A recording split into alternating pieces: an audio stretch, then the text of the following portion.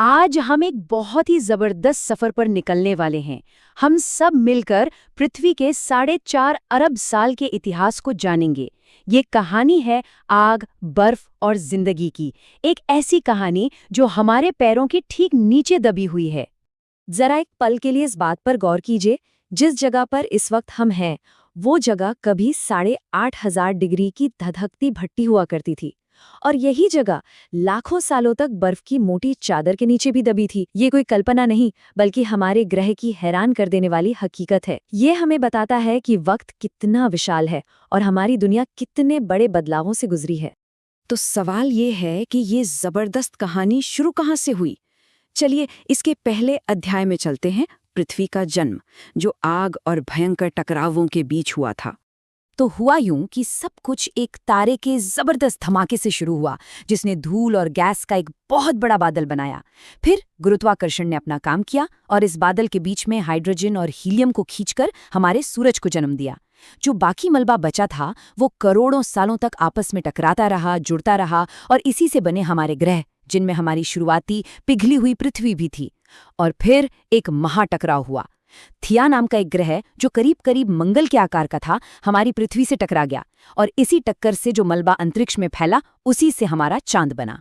इस आग और टकराव के शांत होने के बाद धीरे धीरे एक नई दुनिया शक्ल ले रही थी।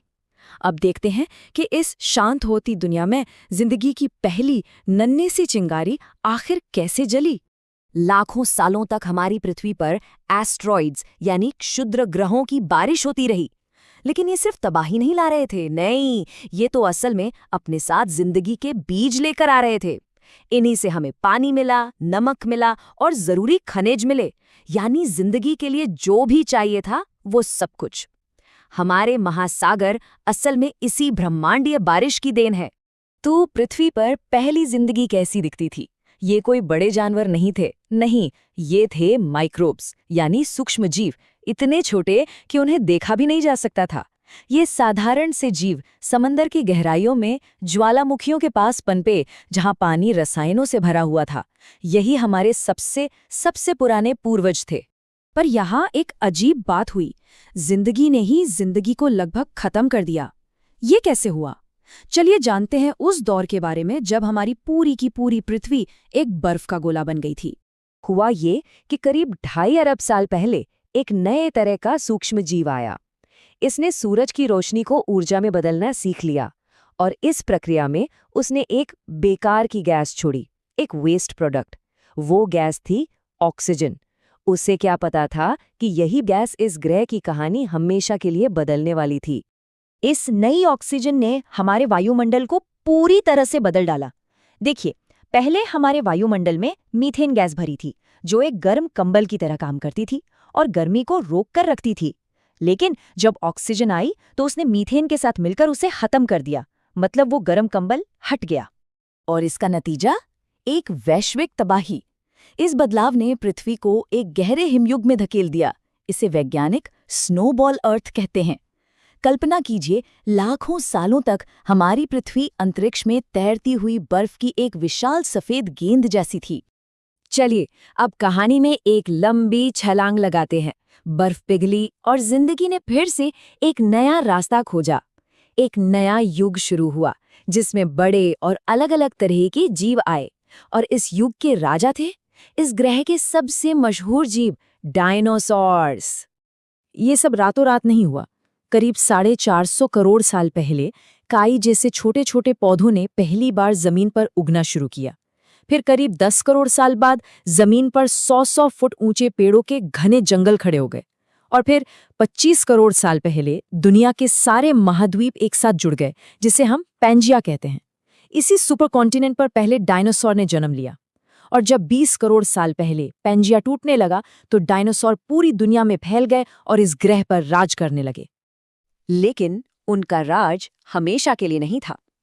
अब हम उस प्रलयकारी घटना की ओर बढ़ते हैं जिसने डायनासोर के युग को खत्म कर दिया और एक नई दुनिया के लिए रास्ता खोल दिया। अंतरिक्ष के अंधेरे से एक चट्टान पृथ्वी की तरफ बढ़ रही थी, पर यह कोई मामूली चट्टान नहीं थी। इसका आकार माउंट एवरेस्ट से भी बड़ा था, और उसकी रफ्तार 80,000 किलोमीटर प्रति घंटा, मतलब एक गोली से भी 20 गुना ज्यादा तेज। उसे आते हुए किसी ने नहीं देखा। और जब वो टकराया तो उस टक्कर से इतनी ऊर्जा निकली जितनी 10 करोड़ परमाणु बमों से निकलती है। 10 करोड़! ये एक ऐसी ताकत थी जो पृथ्वी से जिंदगी का नामो निशान मिटा सकती थी। टक्कर के बाद जो हुआ वो कयामत थी। आसमान धूल और भाप बनी चट्टानों से भर गया, सूरज छिप गया, पूरी दुनिया में भयानक भूकंप आए और ऊंची ऊंची सुनामी उठी। हर तरफ आग के तूफान थे। एक लंबी अंधेरी सर्दी छा गई जिससे बड़े पैमाने पर भुखमरी फैल गई और इस तबाही में डायनासोर हमेशा के लिए खत्म हो गए। लेकिन इस राख और तबाही के बीच जिंदगी की एक किरण बची थी। हमारे पूर्वज, जमीन के नीचे रहने वाले छोटे छोटे स्तनधारी, वो कुछ खुशकिस्मत जीवों में से थे जो इस प्रलय से बच गए। उनका बचना ही वो वजह है जिससे हमारी कहानी आगे बढ़ती है। और यहीं से शुरू होता है हमारी अपनी कहानी का आखिरी और सबसे असाधारण अध्याय। उन छोटे से डरे हुए जीवों से लेकर आज के इंसानों तक का एक अविश्वसनीय सफर। डायनासोर के जाने के बाद स्तनधारियों को खुलकर जीने का मौका मिला। अफ्रीका में मौसम बदला, जंगल कम होने लगे और हमारे वानर पूर्वजों को पेड़ों से नीचे जमीन पर आना पड़ा। जमीन पर शिकारियों से बचने और खाना खोजने के लिए उन्होंने 2 पैरों पर चलना सीखा। फिर लाखों साल लगे। उन्होंने पत्थर के औजार बनाए, आग का इस्तेमाल सीखा और आखिर में भाषा और संस्कृति विकसित की, जिसकी वजह से वो पूरी दुनिया में फैल गए। और कमाल की बात यह है, पृथ्वी के 4.5 अरब साल के लंबे इतिहास में बस एक पलक झपकने जितने समय में, यानी कुछ हजार सालों में ही, हम इस ग्रह की सबसे ताकतवर और सबसे ज्यादा बदलाव लाने वाली प्रजाति बन गए हैं। तो आग, बर्फ और जिंदगी के 4.5 अरब साल के इस अविश्वसनीय सफर के बाद आज हम यहाँ खड़े हैं और ये हमें एक बहुत बड़े सवाल पर लाकर छोड़ देता है कि अब आगे क्या, पृथ्वी का भविष्य क्या है, इस महान कहानी का अगला अध्याय क्या होगा और उस अध्याय में हमारा किरदार क्या होगा। ये एक ऐसा सवाल है जिसका जवाब हम सभी को मिलकर खोजना है।